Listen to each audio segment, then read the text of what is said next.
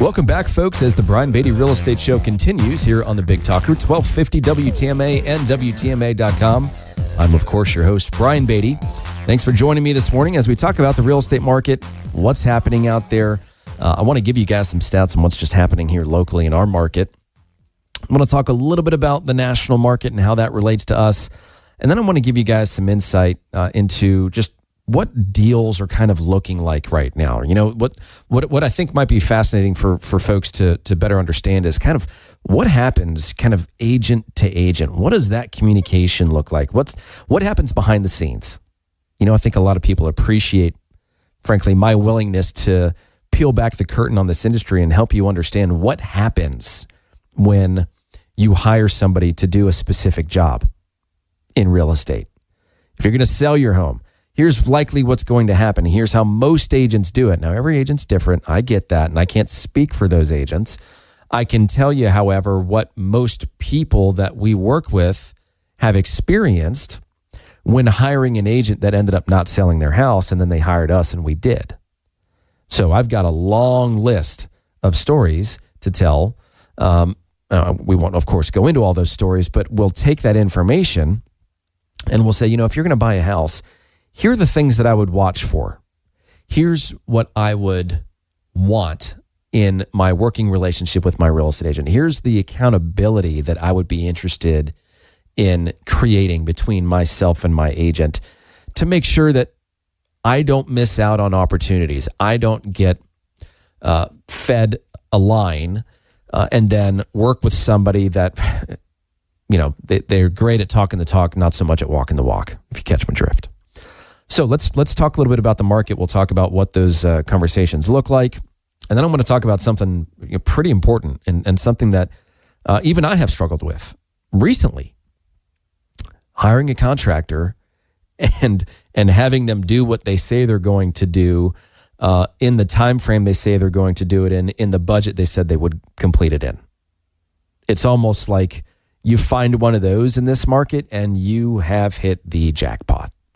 And that's sad, but it's kind of the reality right now. They're all busy, and you're hoping that you find somebody that really runs their business like a business as opposed to just being a really good tradesman. But we'll get into that in just a minute. All right, let's talk about the market. Generally speaking, and I'll just hit a few stats and then focus on a few. New listings are down 18%. Pending sales are down 12%. The pending sales, meaning the number of homes that we put under contract. Closings were down 21%. And I mean, it's not looking great if you're a buyer, if I'm being honest. I know you guys have kind of been waiting for that good news, waiting for the tide to shift in your direction. I think we've got a little longer to wait.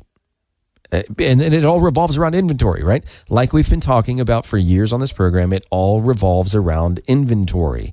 The more options a buyer has, the less likely they are going to be willing to pay the seller's price, because they can say, well, if you don't like this, I've got 3 other people that I can present my offer to.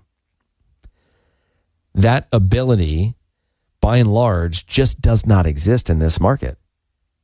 You know, the fear of loss is almost entirely on the buyer's side rather than on the seller's side. That's one of the great ways that you can tell what kind of market we're in, is who, generally speaking, is feeling that fear of loss more. Is it the seller or is it the buyer? Obviously, right now, it's the buyer, right? Days on market, the amount of time it's taken to sell something has doubled. Went from 17 days this time last year to 36. Median sales price market-wide is about $405,000. The average sales price is $575,000. Last year, you know, things were selling for slightly over asking price, 100.3% to be exact. Now we're at 97%.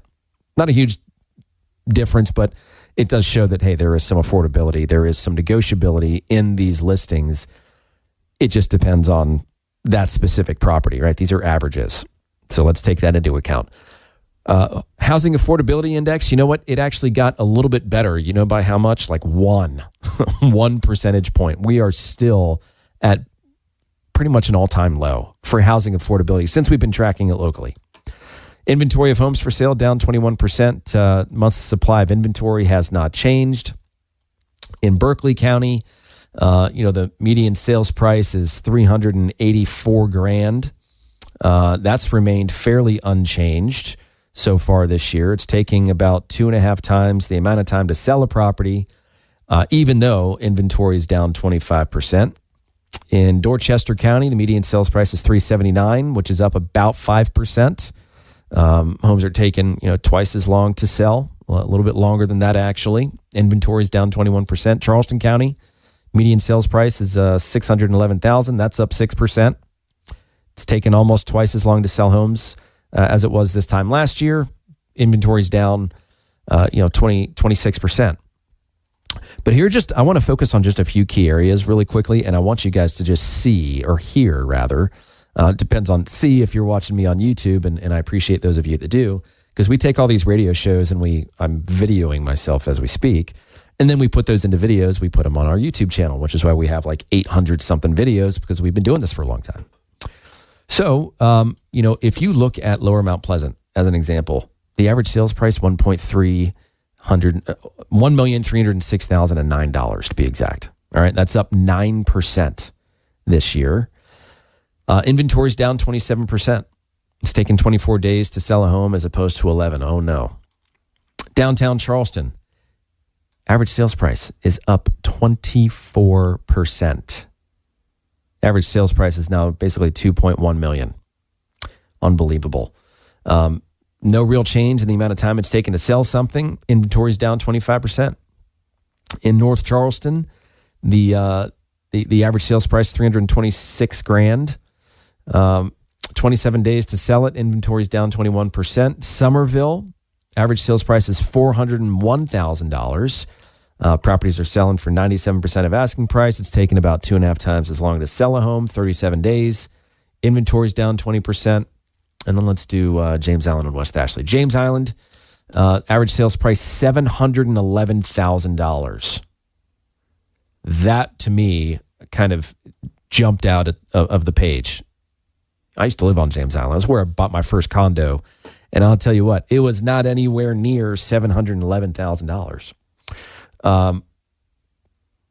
Let's go to West Ashley.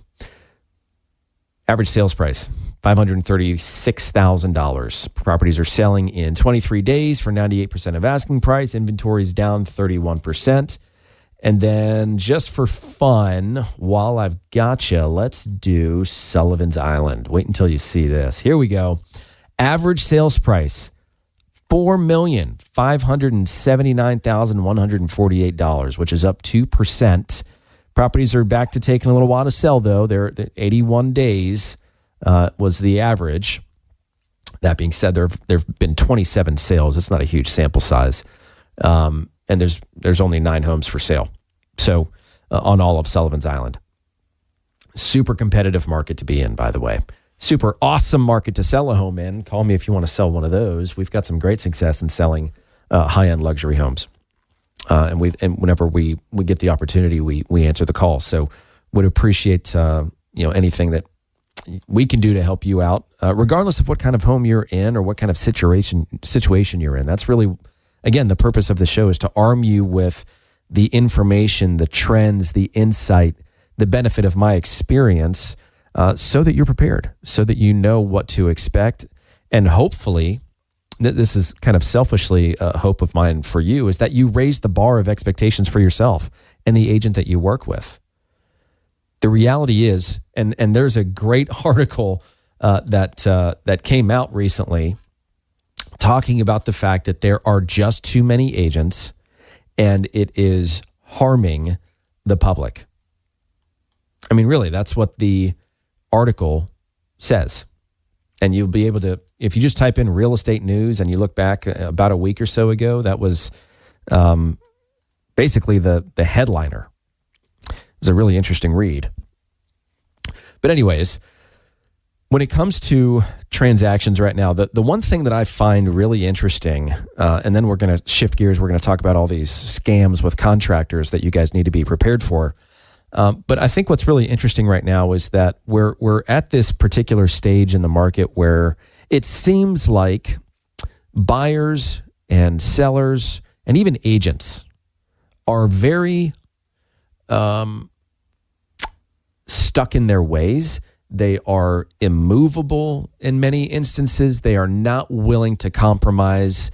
The default is to play hardball. And it's almost like this massive game of chicken, right? Who's going to turn first? Who's going to give in first? Perfect example. We have a property a few months ago that is supposed to sell. The tenant that was living in the property was supposed to leave. We end up finally getting them out of the property, but they left a bunch of stuff behind.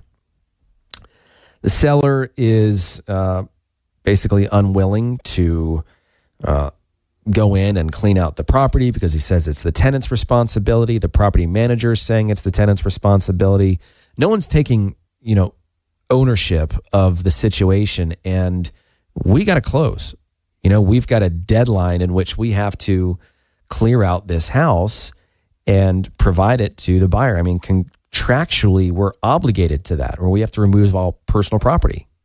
I mean, it's kind of in the boilerplate section of the contract that says you have to deliver a clean home. No one was moving. But I know the buyer's situation. We represent the seller, by the way. I know the buyer's situation. They have nowhere to go.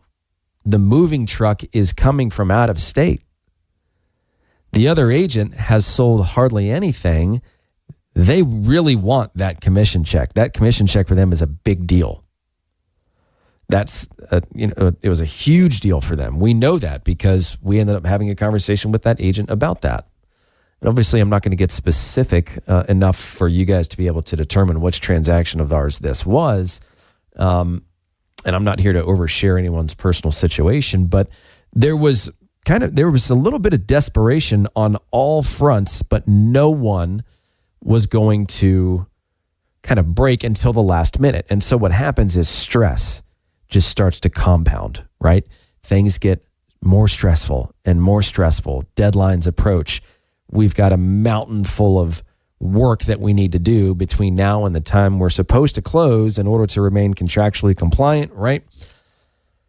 What do? We end up just going and getting all the stuff out of the house, right? We have to do what we have to do. The seller's not in a position to do it. We decided to just take it upon ourselves. We asked the other agent to help. We asked the other, we asked for some help. We didn't get any. It's fine. It is what it is. We're going to do what we need to do to help as many people as possible get from point A to point B in a financially rewarding way. Would it have been nice to have some help? Sure, of course. But, and maybe that's not the best example. I've got plenty, but I think they're frankly a little too recent to use in this setting because those were sensitive situations and volatile situations. Not everything goes perfectly according to plan, in case you guys have never sold a piece of real estate before. But anyways, we're good problem solvers. We're even better problem finders. In many of these situations, we were able to identify the issues before they became issues, real issues, and help these people transition into the next chapter of their lives. So the point in saying all of that is there comes a time in a transaction, like especially if you're a seller, where if you've got a contract in hand that is just really good, it's above your asking price, it's cash, there are hardly any contingencies, or maybe they're getting a loan, but they say, hey, you know what? I don't even care if the appraisal comes in lower than the amount that I'm willing to pay for the house. I'm going to buy it regardless. So if, let's say we're buying the house for $500,000 and it appraises for $475,000, I'm just agreeing up front that whatever that appraised amount is, the difference between that and the sales price that I've put on this contract, I'm just going to give you in cash. Okay. We're going to make this work. Some sellers get a little too greedy and they put too much trust in the offer and the initial contract that they accept. Because here's the deal. Here's what's really important to understand. Our contracts have a due diligence period that gives the buyer a certain amount of time to investigate anything they want about your property, renegotiate based on whatever information they obtain or how they're just feeling. Maybe they woke up the next day and they say, you know what? I think I want that seller to drop their price $10,000 or I'm going to walk. Maybe they wait, maybe there's a 10-day due diligence period and they wait 8 days to ask you to drop your price. Because now all that activity that you had on your house is now gone. Those buyers have either found something else or, they know that whatever offer they made wasn't good enough. Maybe they're just out. Who knows? Who knows what that situation is? But buyers have gotten good at playing the game. Agents have gotten good at coaching buyers on how to play the game. You need to work with a real estate agent when you're selling your home that has frankly, a massive amount of experience and knows how to play hardball, but also knows when to give in, right? When to take the offer and run to the bank with it. Let's talk off air if you have any questions, if you're thinking of selling your home, if you want access to our list of off-market properties, anything we can do to help. 843-800-0065. That's 843-800-0065. Or go to our website, listingsincharleston.com. That's listingsincharleston.com. Stick around, folks, for more of the Brian Beatty Real Estate Show right here on the Big Talker 1250 WTMA. Visit Brian Beatty's website at listingsincharleston.com. The Brian Beatty Real Estate Show continues next on the Big Talker 1250 WTMA.